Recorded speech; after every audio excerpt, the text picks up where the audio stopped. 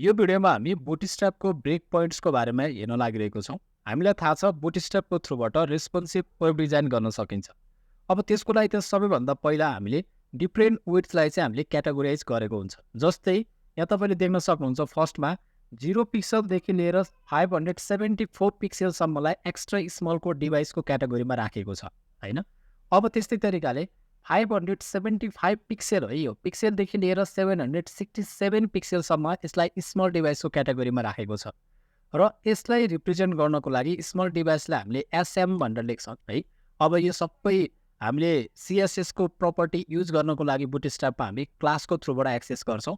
यो डिटेलमा हामी हेरि नै हाल्छौँ र यसको जुन अहिले ग्रिड सिस्टम हामी योभन्दा पछाडिको भिडियोमा हेर्छौँ। त्यति बेला हामीले एउटा ग्रिडलाई चाहिँ 12 वटा कोलममा डिभाइड गर्दाखेरिको अवस्थामा स्मल डिभाइसमा कस्तो देखाउने, एक्स्ट्रा स्मलमा कस्तो देखाउने, त्यस्तै तरिकाले अरू डिभाइसमा कस्तो देखाउने भनेर त्यति बेला हामी डिटेलमा हेरि नै हाल्छौँ।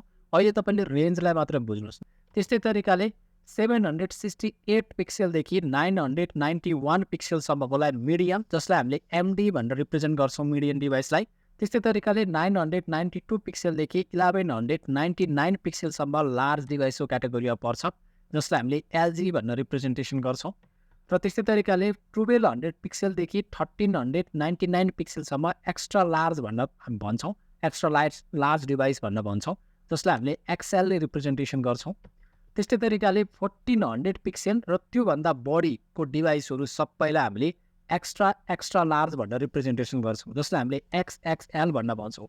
जस्तो म तपाईँले एउटा सिम्पल म ब्राउजरमा एकचोटि गएर मेरो यो ल्यापटपको स्क्रिनको चाहिँ साइज कति छ, यसको विड्थ कति छ भनेर म हेर्छु र कुन क्याटेगोरीमा पर्दो रहेछ त्यो कुरा तपाईँले छुट्याउनु होला है त। जस्तो तपाईँले सिम्पल ब्राउजरमा आएर what is my viewpoint भनेर मैले तपाईँले सर्च गर्नुभयो भने देख्न सक्नुहुन्छ अहिलेको यो मेरो ब्राउजरको यो मेरो ल्यापटपको स्क्रिनको विड्थ भनेको चाहिँ 1353 पिक्सल रहेछ। भनिसकेपछि अब तपाईँ भन्नु होला अघिको आधारमा 1353 पिक्सल भनेको कुन क्याटेगोरीमा पर्छ? यो भनेको एक्स्ट्रा लार्ज क्याटेगोरीमा पर्ने भयो हैन। त्यस्तै तरिकाले मैले स्क्रिनको साइजलाई सानो बनाउँछु। मैले सानो बनाएँ भने देख्न सक्नुहुन्छ यो जब सानो बन्छ 699 पिक्सल भयो।